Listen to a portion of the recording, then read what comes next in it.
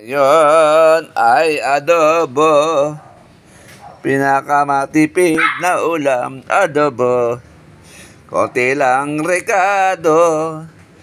Bawang, bawang, paminta, toyo, suka. Yun lang. Matipid-tipid na. Pero masarap na ulam, adobo. Wala tumatawa ka dyan. Ayan, itong ulam namin ngayon. Adobong babi, liempo. Kasi nagsawa na raw sila sa kusino. Liempo naman. Kain po tayo mga ka-reels. Kain po tayo.